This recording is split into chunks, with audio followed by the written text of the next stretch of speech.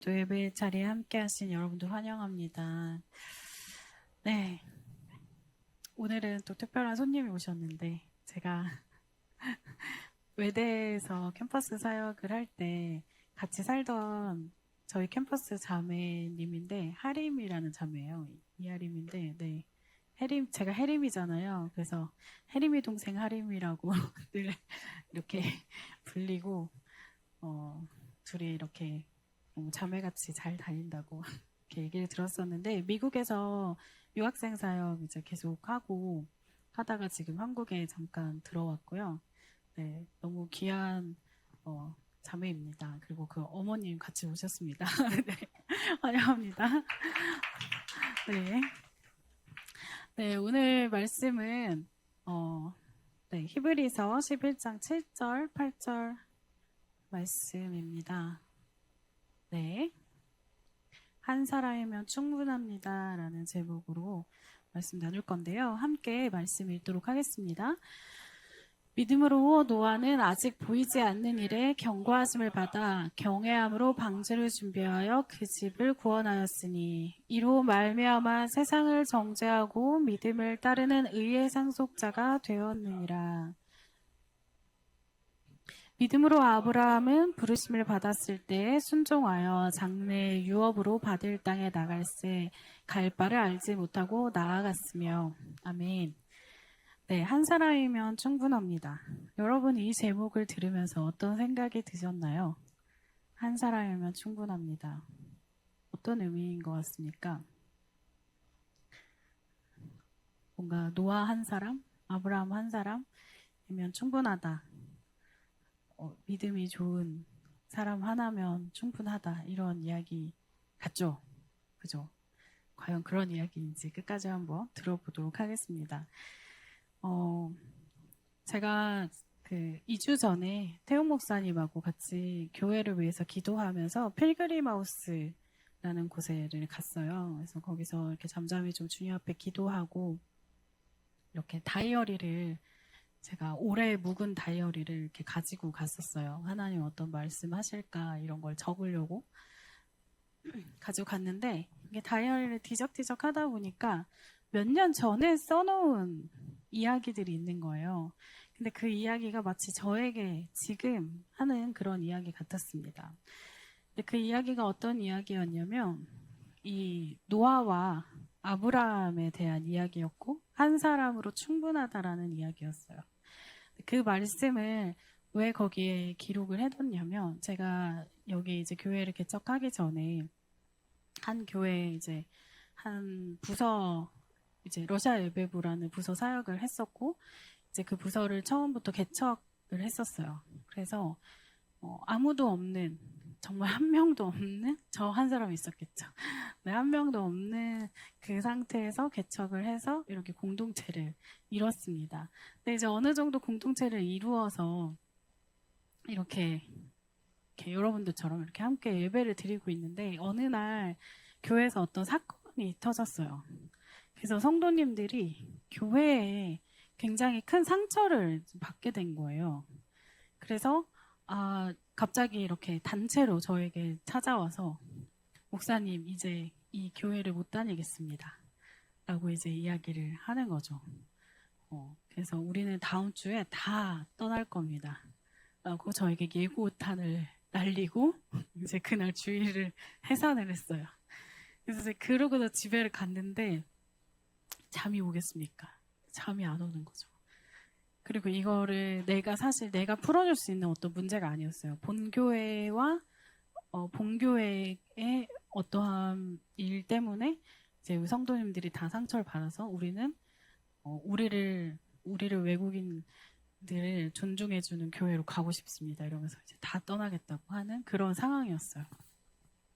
그래서 제가 뭐 위로해주고 토닥거려 준다고 해서 해결될 그런 문제가 아니었죠. 그래서 밤에 잠을 못 자고 밤새 이제 끙끙 앓다가 근데 여기 목사인데 기도를 해야 되는데 기도도 안 나오는 거예요. 진짜 아무 말이 안 나오고 이제 잠도 안 오고 호흡도 잘 안 되고 그래서 어떻게 해요? 일어나서 성경을 읽기 시작했습니다. 성경도 사실 뭐 어디를 봐야 될지도 모르겠고 그냥 갑갑한 그런 마음 있잖아요. 그래가지고 이제 창세기 1장 1절부터 이제 한국어로 읽으면 또 빨리 읽으니까 러시아어로 되게 천천히 꼼꼼하게 단어 하나하나 곱씹으면서 이렇게 막 읽었어요. 그래서 이렇게 창세기 1장 1절부터 쭉 읽다가 6장에서 딱 멈춘 거죠. 6장을 딱 보는데 갑자기 그 노아가 굉장히 새롭게 보이더라고요. 그러면서 뭘 봤냐면 이 노아라는 한 사람, 하나님이 이 한 사람의 믿음의 사람을 부르시고 그 한 사람에게 방주를 지으라고 말씀하시고 또 모든 사람들이 그 노아를 비웃고 그 비현실적인 이야기다. 너 지금 뭐하냐? 이 산 위에다가 지금 뭐하냐? 무슨 홍수는 무슨 홍수냐? 홍수가 뭐냐 도대체? 사실 이때까지만 해도 그런 대홍수가 없었잖아요.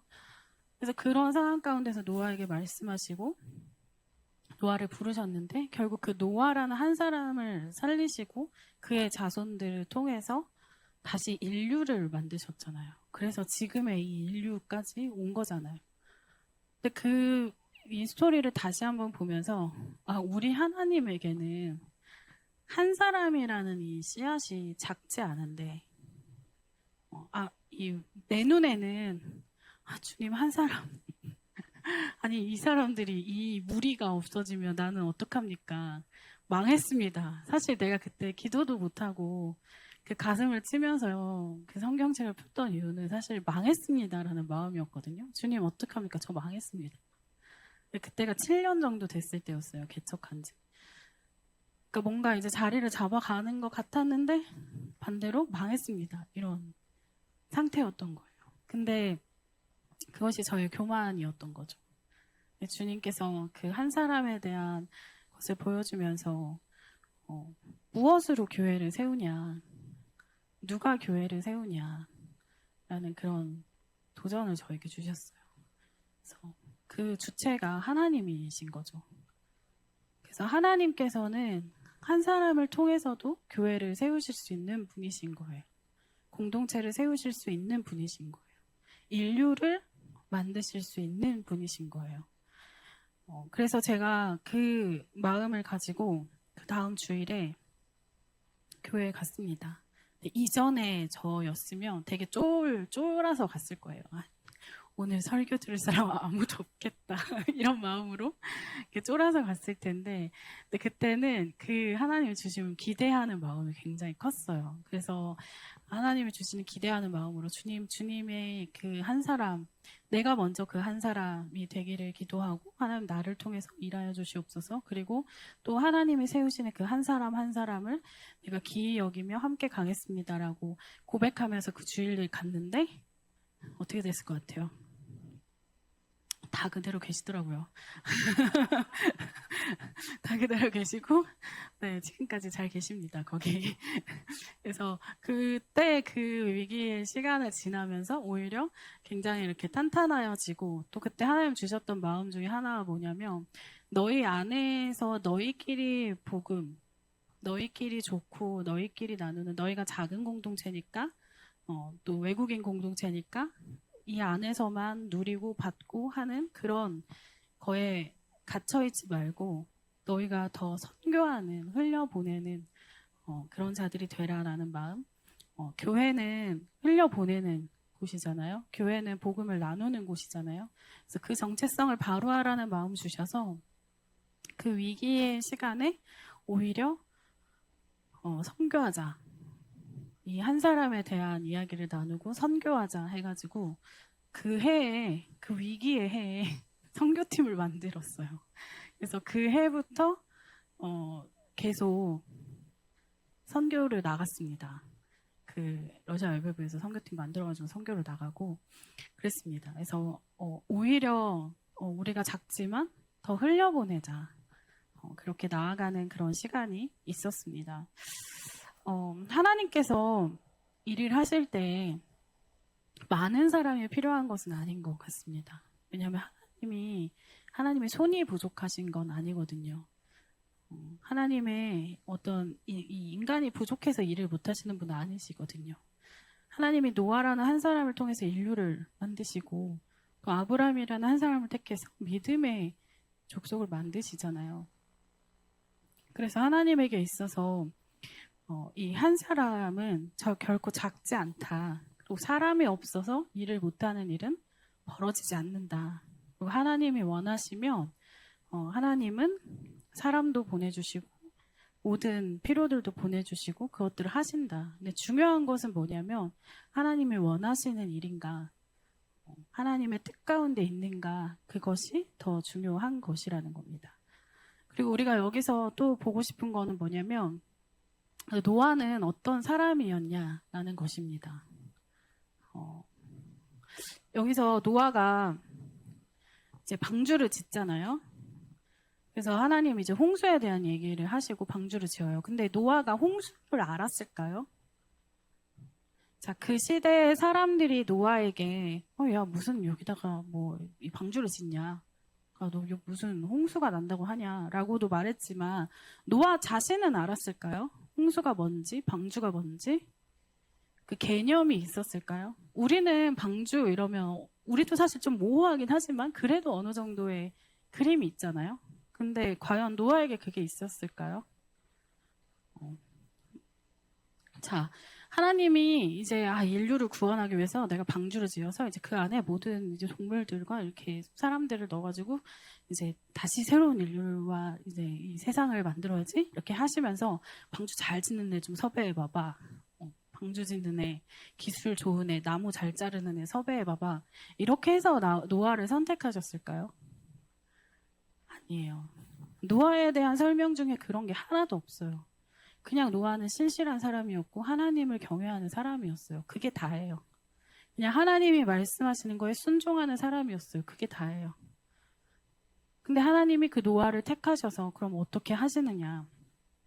그래서 이 방주를 만드는 거에 하나님 뭐 이렇게 집착하면서 뭘 이렇게 섬세하게 말씀하시나 싶은데 사실 비전문가에게 이 방주를 만드는 비전문가에게 방주를 만드는 방법을 아주 디테일하게 가르쳐 주신 거죠. 그래서 창세기 6장 14절에서 16절 말씀 함께 읽겠습니다. 시작. 너는 구페로 나무로 너를 위하여 방주를 만들되 그 안에 칸들을 막고 역청을 그 안팎에 칠하라. 네가 만들 방주는 이러하니 그 길이는 300규빗, 너비는 50규빗, 높이는 30규빗이라. 거기에 창을 내되 위에서부터 한 규빗에 내고 그 문은 옆으로 내고 상중하 3층으로 할지니라. 엄청 디테일합니다. 네, 길이도 분명하게 말씀하시고 층도 말씀하시고 뭐 문을 어떻게 내고 창을 어떻게 내고 뭘 또 바르고 이런 것까지 아주 디테일하게 말씀하세요. 왜 디테일하게 말씀하시냐? 노아는 모르는 사람이었거든요. 그 기술이 없는 사람이었거든요. 홍수도 사실은 예측할 수 없었거든요. 그냥 하나님이 하라고 하셔서 한 거예요. 그거에 대해서 노아가 어떻게 했다라고 대답하냐면 6장 22절 함께 읽겠습니다.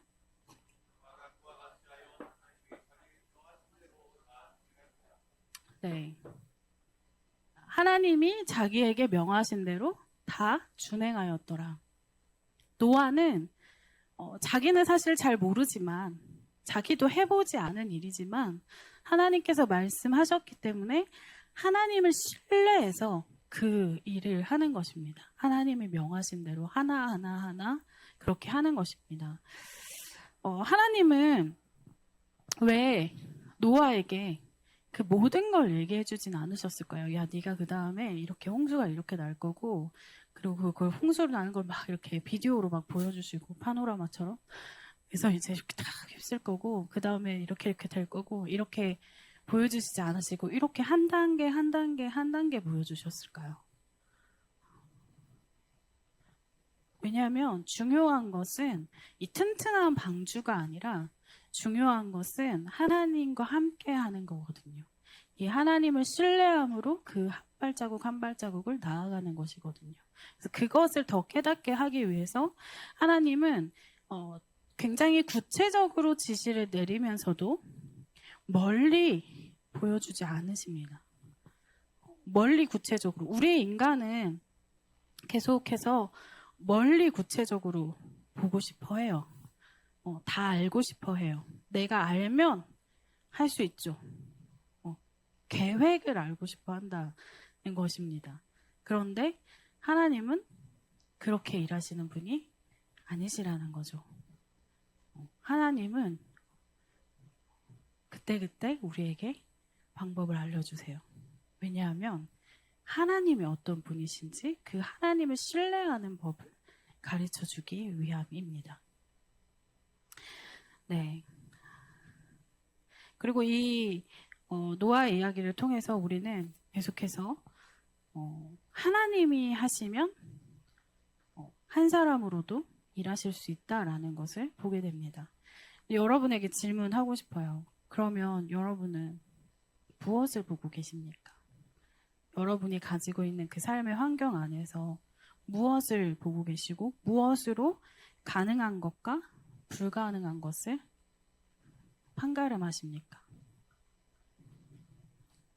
보통 이 세상에서는 가장 흔하게 하는 것이 돈으로 기준을 나누죠. 돈으로 할 수 있냐 없냐. 또 능력으로 할 수 있냐 없냐. 또 인맥으로 할 수 있냐 없냐.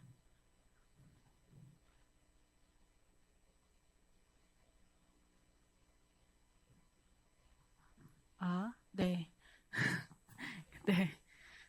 마이크가 안 나와도 설교할 수 있습니다. 아멘. 네. 네. 자, 무엇으로 여러분은 삶을 결정하고, 무엇으로 할 수 있다, 없다를 나누고, 무엇으로 용기를 내고, 무엇에 여러분은 헌신을 하냐, 마냐를 정하십니까? 그 기준이 뭐냐라는 것입니다. 네, 하나님께서는 우리에게 말씀하시는 것입니다. 내가 부르는 한 사람이면 족하다. 그리고 너는 내 말씀에 순종하면 된다. 라고 말씀하시는 겁니다. 하나님은 어떤 우리의 능력에 제한받으시는 분이 아니십니다. 우리가 가진 것에 제한받으시는 분이 아니십니다. 중요한 것은 우리가 하나님과 동행하며 하나님의 뜻에 따라 움직이고 있냐라는 것입니다. 그래서 가능성에 대한 기준 자체가 무엇이냐 달라진다라는 것입니다. 하나님이 원하시는 것이냐, 하나님의 뜻이 있는 것이냐. 그렇다라면 지금 내가 가진 것이 없다 할지라도 지금 내가 한 사람, 여러분이 다른 사람을 컨트롤 하기는 좀 어렵잖아요. 그죠? 우리가 뭐 다른 사람 이렇게 조종하고 막 이렇게 하는 거 어렵잖아요. 저도 제일 힘든 게 사람의 마음을 움직이는 게 제일 힘든 것 같아요. 근데 여러분 한 사람이 있잖아요. 여러분 자신. 그 한 사람이 하나님 앞에 서 있을 때, 하나님과 동행할 때, 왜 못하겠습니까? 무엇이 불가능하겠습니까? 우리는 가능성에 도전할 수 있는 것입니다.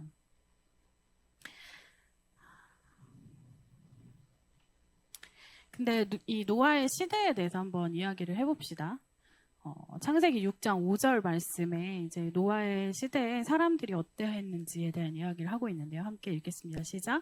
여호와께서 사람의 죄악이 세상에 가득함과 그의 마음으로 생각하는 모든 계획이 항상 악할 뿐임을 보시고, 네, 이때 사람들 마음이 어땠대요? 악했다. 근데 악하니까 어떻게 했대요? 계속 스스로 생각하는 계획. 스스로 모든 계획을 막 만들기 시작하는 거예요. 우리 인간은 우리가 가진 것들을 가지고 퍼즐을 맞추기 하듯이 계속해서 계획을 만들고 그 계획을 마치 내가 통제할 수 있을 것이라는 착각을 하는 것입니다. 근데 그것이 사실 악함의 출발인 거예요.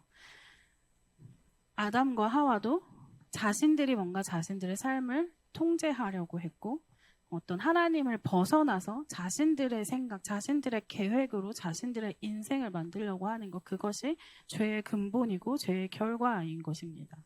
그래서 죄악된 인간들이 하는 것은 자기들이 계획을 하는 거예요. 자기들이 구체적으로 계획하고 그것을 계속해서 통제하려고 하는 것입니다. 그런데 노아는 뭐 하고 있었을까요? 노아는 8절에서 이렇게 말합니다. 시작. 그러나 노아는 여호와께 은혜를 입었더라. 은혜가 무엇입니까? 은혜가 무엇입니까?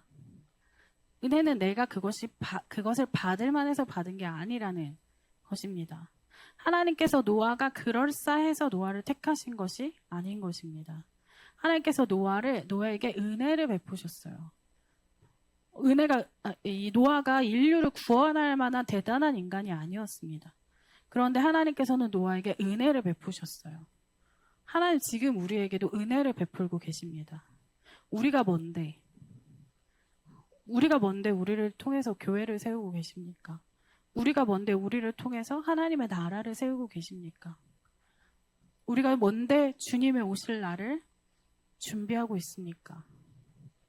우리가 뭔데? 근데 하나님께서 우리를 그 자리에 초대하신 것은 은혜인 것입니다. 하나님과 동역하는 그 자리에 우리를 세우신 것, 하나님 나라의 그 정체성을 가지고 하나님 나라의 백성으로 살아가게 하신 것, 이 땅이 어두우나 이 땅 가운데 빛으로 살아가게 하신 것, 그것 자체가 은혜인 것이죠. 그래서 우리는 이 선택 앞에 있습니다. 우리가 우리의 뜻대로 우리의 인생을 계획할 것인가, 우리가 우리의 뜻대로 우리의 인생을 통제하려 할 것인가, 아니면 하나님 앞에 우리가 엎드리고 하나님과 동행하며 하나님의 그 은혜를 구하며 그 은혜 가운데 살 것인가. 그것이 우리의 선택입니다. 하나님은 숫자에 집착하지 않으십니다. 그래서 이렇게 이스라엘 백성들이 자꾸 숫자 세고 이런 것도 되게 혼내셨거든요. 네, 인간은 숫자에 되게 집착해요. 많은 사람들, 무리에 되게 집착합니다. 그러나 하나님은 그렇지 않으셨습니다. 그래서 하나님은 오히려 그 기드온의 300용사 할 때도 다 돌려보내라고 하시잖아요. 하나님에게 있어서 숫자는 중요하지 않아요. 왜냐하면 숫자가 있을 때 인간은 그런 게 있어요. 우리가 했다. 바벨탑 쌓을 때처럼 막 사람이 많아. 힘이 있어. 내가 막 능력도 있고 사람도 있고 돈도 있고 이래. 그러면 우리가 했다. 이런 어떤 결국 하나님을 잃어버리게 되는 그런 교만함에 빠지거든요. 하나님은 숫자에 집착하지 않으십니다. 하나님은 많은 숫자, 많은 사람을 원하는 것이 아닙니다. 인간의 기준으로는 뭔가 많아야 성공한 것 같아요. 돈도 많아야 성공하고 사람도 많아야 성공한 것 같습니다. 그러나 하나님의 법칙 안에서는 그것이 성공이 아닌 것입니다. 우리가 하나님 앞에 서게 된 날, 하나님 우리에게 무엇을 세시겠습니까? 네가 얼마나 돈 좀 만져봤냐? 네가 얼마나 1등 많이 해봤냐? 네가 얼마나 많은 사람들에게 인지도를 얻었냐? 이런 거 보시지 않으실 것입니다. 사실 전도한 숫자도 그렇게 중요하지 않다고 생각합니다. 네가 전도해서 열매 맺은 숫자 뭐 이렇게 1000명, 10,000명 있다고 해서 그 영광이 우리에게 오지 않을 거예요. 하나님 무엇을 보시냐? 우리의 마음의 중심을 보시는 겁니다. 비록 내가 내 평생에 한 사람과 씨름하면서 그 사람에게 복음을 전했는데 그 사람이 거절해도 내 마음의 중심의 깊이가 어디 있느냐, 내가 무엇을 보고 있었느냐, 내가 무엇에 나의 삶을 들였느냐, 그게 더 중요하다라는 것입니다. 그래서 1000명, 10,000명에게 복음을 전하고 그들이 예수 그리스도를 영접하게 됐다고 해서 그 영광이 우리에게 오는 것은 아니에요. 주님은 숫자에 집착하시는 분이 아니십니다. 주님은 정말 작은 일 하나로도, 정말 작은 것 하나로도 우리가 아니라 다른 어떠한 사람 혹은 동물을 통해서도 그 일을 하실 수 있는 분이세요. 그런데 우리에게 은혜를 주셔서 같이 동역하자라고 말씀하시는 겁니다. 그 은혜의 자리에 우리를 초대하시는 겁니다.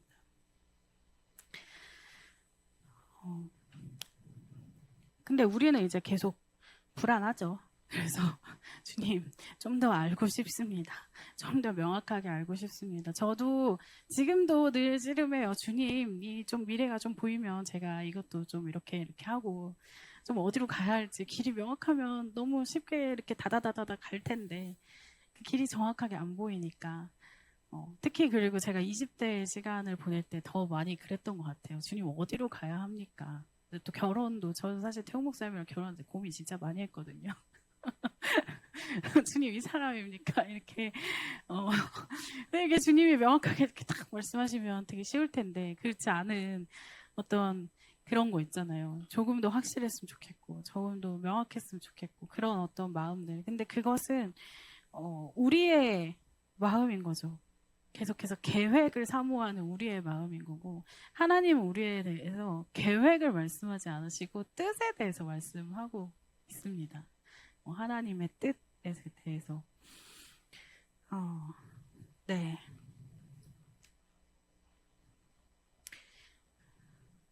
그래서, 하나님은 우리에게 다 보여주시진 않으신다라는 거.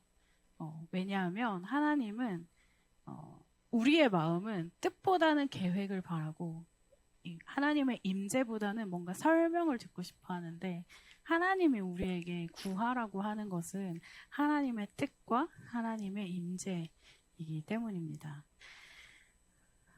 네. 그래서 하나님께서 꼭 우리가 이렇게 기도하고 씨름하고 나면은 되게 뻔한 얘기 딱 두 개 하세요. 뭐냐면 내가 너와 함께 하겠다. 내가 너를 사랑한다. 근데 하나님 앞에 씨름을 해보신 분들은 진짜 아실 건데 제가 뭘 가지고 가도 깔때기처럼 이 두 가지를 말씀하시거든요. 근데 이게 우리가 알고 있다고 생각하지만 정말 그 씨름 앞에서 하나님께 물었을 때 하나님께서 내가 너와 함께 하겠다. 내가 너를 사랑한다 라고 말씀하실 때 그게 정말 큰 힘이 됩니다. 우리가 무엇도 할 수 있는 그런 담대함을 갖게 되고 정말 모든 상황 가운데서 기쁘고 감사하는 고백이 될 수 있는 그런 것이 우리 가운데 부어집니다. 근데 주님이 우리에게 정말 알기를 원하시는 것이 바로 이것입니다. 내가 너와 함께하고 있다. 내가 너를 사랑한다. 라는 것입니다. 그것을 가르쳐 주기 위해서 때로는 이런 상황 가운데 또 때로는 저런 상황 가운데 때로는 미확정된 어떠한 상황 가운데 우리를 넣으시는 것이죠. 그래서 이 하나님의 어떤 일하심 가운데서 노아나 뭐 아브라함이나 이 믿음의 사람들 가운데서 일하시는 걸 보면 이 패턴 가운데서 일하고 계십니다. 그래서 하나님은 말씀하시고 사람은 순종하고 또 하나님은 그 약속을 이루시는 것. 그래서 우리의 역할은 뭐냐면 하나님이 하실 수 있는 하나님의 그 능력과 하나님의 그 뜻을 의지하여서 우리가 하나님께 온전히 순종하는 것. 그것이 우리의 몫인 거죠. 네. 말씀이 네. 이 말씀 한번 읽어볼까요? 자, 히브리서 11장 8절 말씀입니다. 함께 읽겠습니다. 시작. 믿음으로 아브라함은 부르심을 받았을 때 순종하여 장래 유업으로 받을 땅에 나아갔세. 갈 바를 알지 못하고 나아갔으며. 네, 이 아브라함의 믿음에 대해서 노아의 믿음에 대해서 말씀하시고 그 다음에 이어서 아브라함의 믿음에 대해서 말씀하시는데 이 아브라함에 대해서 말씀하실 때도 어디로 갔다 무엇을 했다라는 말보다는 부르심에 순종했다라고 이야기하고 있고 갈 바를 알지 못하고 나아갔다라고 얘기합니다.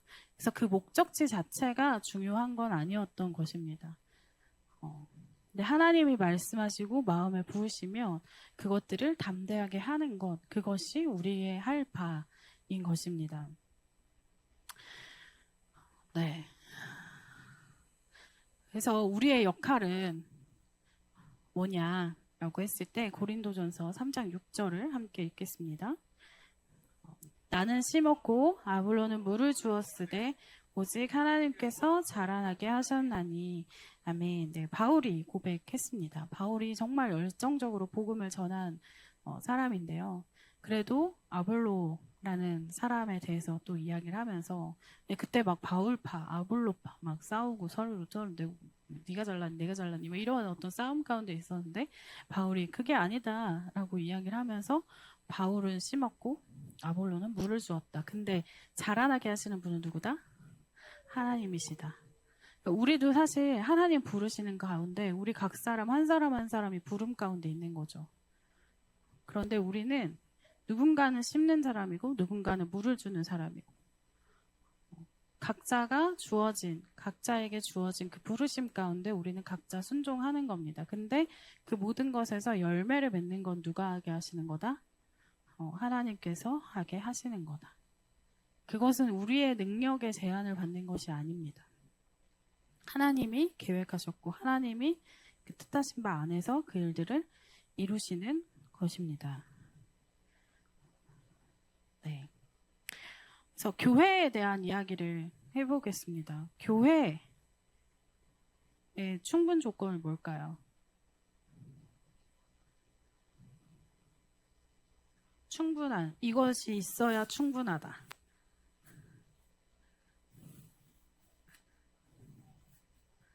성도, 목사, 재정.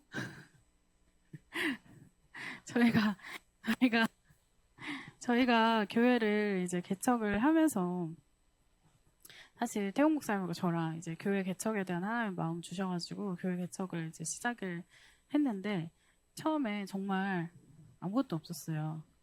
사람도 없고 돈도 없고 장소도 없고 보통 그 있어야 한다고 말하는 그 교회면 이거 있어야지라고 말하는 그게 아무것도 없었습니다. 근데 그래서 그런 사람들을 뭐라고 말하냐면 MH라고 말하는데 MH 공법으로 교회를 건설했다. MH가 뭐냐면 맨 땅에 헤딩. 그래서 이제 저희는 MH 공법으로 교회를 이제 건축하고 있는 그런 목회자들인데 사실 아무것도 없었거든요. 근데 교회를 세워 나가고 있습니다. 근데 이 교회를 세울 수 있는 그 충분 조건은 하나님이죠. 하나님이십니다. 이 교회를 세워 나가는 것은 물론 성도 필요합니다. 재정도 필요합니다. 모일 수 있는 공간도 필요합니다. 목회자도 필요하고요. 그렇지만 그것이 충분 조건은 아닙니다. 교회가 되기 위한 정말 필수적인 반드시 있어야 되는 그리고 이것이 있어야 완전하다라고 할 수 있는 것은 하나님 자체, 하나님의 뜻, 하나님의 임재입니다. 그곳으로 교회가 갈 수 있는 거죠. 그래서 사실 여러분 저희 교회가 이제 예배를 드린 지 1년 정도 됐고 이제 그 전에 6개월 정도 또 기도하는 시간이 있었습니다. 그래서 작년 1월부터 이제 중보기도 하면서 모이기 시작을 했는데 그때부터 여기 계셨던 분들은 거의 없으세요. 있기는 하십니다. 근데 거의 없으세요. 근데 그때부터 사람들이 모여서 함께 교회를 위해서 기도했고 또 교회를 위해서 헌금도 하시고 그러면서 이 교회의 토대를 만들어 갔습니다. 그리고 저희를 위해서 지금 200명의 중보기도자가 있습니다. 여러분들 눈엔 안 보이시겠지만 200명의 중보기도자가 늘 저희를 위해서 기도하고 계세요. 근데 그분들은 왜 이 보이지 않는 교회 가운데 그분들은 사실 여러분들이 누군지도 모르고 여러분들을 위해서 기도했고 이 교회를 위해서 기도했거든요. 네, 어떻게 그것이 가능했을까요? 그리고 저랑 태용 목사님도 여러분 사실 얼굴도 모르면서 저는 최은유라는 사람을 존재하는지도 몰랐거든요. 근데 여러분들 한 명 한 명을 위해서 그 시간을 보내고 이렇게 기도하면서 사모하는 마음을 가지고 이렇게 교회를 세워왔거든요. 그럼 어떻게 그것이 가능하겠습니까? 하나님이 명확하게 보여주시지 않아도 하나님의 뜻을 보여주십니다. 그래서 그 뜻 가운데에서 매 순간순간 우리에게 그 마음을 부어주시고 어떻게 해야 될지를 가르쳐 주시고 그래서 그것에 순종하며 우리가 지금까지 온 것입니다. 그래서 그 기도와 그 헌신과 헌금을 통해서 지금까지 이 교회가 이렇게 이루어진 것이고 그 가운데 여러분들이 여기까지 오신 것이고 또 이제는 여러분들이 또 다시 그 믿음으로 그 다음을 보는 거죠. 물론 그 다음에 그 누군가의 얼굴이 또렷하게 보이거나 어떤 모임이 또렷하게 보이는 것은 아닐 거예요. 하지만 그 막연하지만 하나님께서 인도하신다라는 그 믿음 그리고 하나님의 뜻이 있다라는 그 믿음 가운데 우리가 우리의 시간을 우리의 재정을 우리의 마음을 쏟아서 우리가 한 마음을 이루고 그렇게 함께 교회를 세워 나가는 것이죠. 그래서 저는 이 일에 하나님께서 분명히 우리에게 부으신 은혜가 있고 말씀하시는 바가 있다라고 생각이 됩니다. 그래서 이 시즌에 저희가 하나님 앞에 엎드려서 교회를 위해서 더 기도하고 또 또 앞으로 있을 그 흐릿하고 아직 또렷이 보이지 않지만 또 그 무리들을 위해서 우리가 기도하며 또 헌신할 때라고 생각합니다. 그리고 그때 그 헌신 가운데 우리의 마음은 나는 심었고 아볼로는 물을 주었으되 자라나게 하시는 이는 오늘 오직 하나님이시다 라는 그 마음으로 섬기는 것이죠. 교회를 섬길 때, 교회에서 하나님 나라를 위해서 섬긴다고 할 때 두 가지 정말 중요한 우리가 조심해야 될 것이 있습니다. 그것은 뭐냐면 열등감과 우월감입니다. 네, 열등감이라는 마음이 올라오면 우리는 그런 생각을 하게 됩니다. 내가 뭐라고, 나 정도 이거 하는 게 뭐 얼마나 영향이 있겠어. 나는 이렇게 부족하지. 나는 못하는데 내가 뭐 헌금 내봤자 뭐 교회 운영에 도움도 안 되는 것 같고 내가 노래도 잘 못하는데 뭐 나는 뭐 할 수 있는 게 없는 것 같은데 이런 마음 안에서 나는 이 부르심 가운데 뭔가 벗어난 사람인 것 같아 라는 그런 마음 그런 열등감이 있을 수 있겠죠. 이 공동체 안에서 나는 좀 쓸모없는 사람 아닌가? 라는 그런 열등감 가운데 있을 수 있겠죠. 근데 아까 말했듯이 노아가 뭐 알고 방주 지었습니까? 아니죠. 노아는 방주를 모르는 방주 전문가가 아니었단 말이죠. 그럼 뭐 아브라함은 뭐 길찾기 전문가였습니까? 더 길찾기 전문가 아니죠. 길 잘 못 찾으시고 갈 바를 알지 못하고 나와서 돌아다니셨죠. 주님은 전문가 찾으시는 분이 아니거든요. 하나님은 전문가 찾으시는 분이 아닙니다. 그래서 내가 생각하는 어떤 나의 그게 없다고 할지라도 하나님께서 일하시기에 나는 절대 부족하지 않습니다. 나라는 한 사람은 절대 작지 않습니다. 그래서 하나님께서 여러분을 부르신다라면 그것이 어떤 영역이든 하나님께서 여러분을 부르신다라면 또 특별히 이 교회를 세우는 일에 하나님 여러분에게만 보여주시는 영역이 있거든요. 제가 여러분들하고 얘기하면서 진짜 재미있는 게 이제 1회 한 명 한 명 이렇게 얘기를 하잖아요. 그러면 우리 몇 명 안 되는데 교회를 보는 시각이 다 달라요. 너무너무 신기하고 재밌거든요. 그리고 다들 이렇게 원래 은사가 있으면 부족한 게 더 보이거든요. 그래서 이렇게 교회 부족함에 대한 이야기를 할 때도 굉장히 다 다양한 시각으로 이야기를 합니다. 그래서 저와 태용 목사님이 백날 얘기해도 이렇게 잘 모를 수 있는 부분들을 또 여러분들이 이렇게 이야기를 합니다. 그런 어떤 여러분만이 갖고 있는 시각, 또 여러분만이 볼 수 있는 것들이 있거든요. 그래서 그런 관점으로 또 함께 하면 좋겠고요. 그러나 우리가 경계해야 될 우월감은 뭐냐면 그 한 사람이 마치 나만인 것 같은 그런 시각으로 자기 자신을 보는 겁니다. 뭔 얘기냐면 야, 나 없으면 안 되지. 여기 이 교회에서 나 없으면 이 교회가 아마 망할 거야? 이런 마음. 아니면 나 없으면 이거 빵꾸 난다 빵꾸다 라는 그런 마음. 나 한 사람이 아니면 안 된다라는 그런 마음. 그 우월감이죠, 그것은. 이건 다른 사람들에 대해서 무시하면서 이건 나만의 것이야 라고 가지고 있는 것이 있다라면 이게 굉장히 미묘하지만 달라요. 하나님 나에게 보여주신 영역이어서 그 부분에 헌신하는 것과 그건 하나님이 주시는 힘으로 그것에 헌신하는 건데 그게 아니라 나의 우월감 가운데 충만해서 내가 있어야 될 거야. 내가 해야지. 나 없으면 망할걸? 나 없으면 망해봐라. 이런 마음이라면 그 마음에 대해서는 하나님 기뻐 받으시지 않으신다라는 겁니다. 그런 한 사람의 마음을 하나님 기뻐 받으시는 예배 부르심이 아니라는 거죠. 그래서 우리는 하나님 앞에 이 열등감에 치우치지도 않고 우월감에 치우치지도 않으면서 정말 하나님의 그 부르심 앞에 하나님 말씀하신 것 앞에 엎드리며 나아가는 그런 자들이 되기를 소원합니다. 그래서 하나님이 이 시간에 우리에게 다시 한번 말씀하십니다. 한 사람이면 충분하다. 여기서의 그 충분함은 하나님으로부터 오는 충분함입니다. 이 한 사람으로부터 오는 충분함이 아니라 하나님으로부터 오는 충분함. 그래서 그 하나님으로부터 오는 그 충분함 가운데 여러분이 충만하게 채워지시기를 소원합니다. 네. 그래서 함께 읽어볼까요? 주님이 함께 하시면 충분합니다. 네. 말씀 한 구절 읽고 함께 찬양으로 고백 드리겠습니다. 믿음의 주요 또 온전하게 하시는 이인 예수를 바라보자. 그는 그 앞에 있는 기쁨을 위하여 십자가를 참으사 부끄러움을 개의치 아니하시더니 하나님 보좌 우편에 앉으셨느니라. 아멘. 이렇게 찬양하시겠습니다.